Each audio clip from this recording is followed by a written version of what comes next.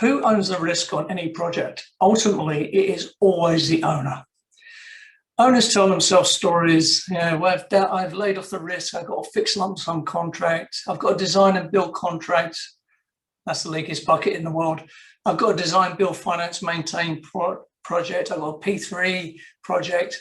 It doesn't matter. These are all stories they tell themselves. The owner always owns the risk ultimately.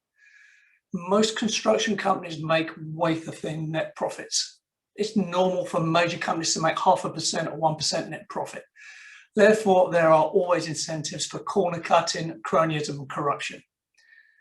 In my opinion, there is a culture of financial deviance in the construction industry. It's totally embedded there.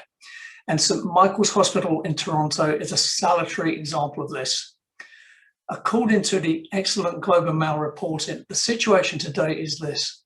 Infrastructure Ontario awarded a $300 million contract, strangely close to their budget of $301 million, in 2015 for the redevelopment of St. Michael's Hospital, Toronto. This is a major hospital in Toronto. The citizens of Toronto need this hospital to be up and running and working. The winning bid was initially non-compliant and subject to a Mexican standoff by the awarding committee. The next compliant bid was $138 million over the winning bid of $300 million. There's a red flag straight away.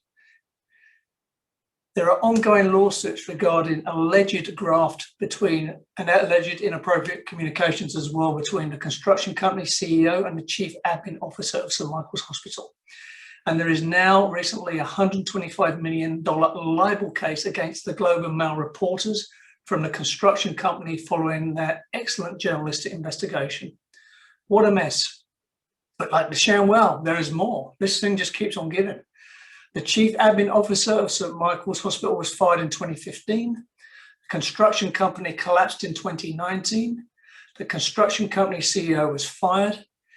And in 2021, today, the project is over budgeted and complete. And the icing on the cake, if you're the owner of this nightmare, the Zurich Insurance Company Limited are taking legal action to rescind the surety bonds due to the alleged graft between the construction company CEO and the chief admin officer of St. Michael's Hospital. Like all insurance companies, they're looking for a way not to pay. So who owns this nightmare?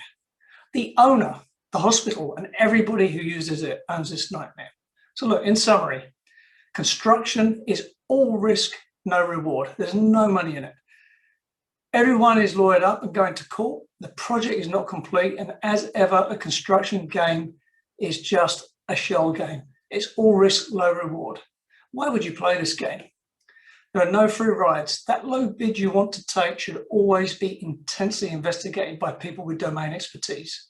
Because who ultimately owns the problem? The owner and the users.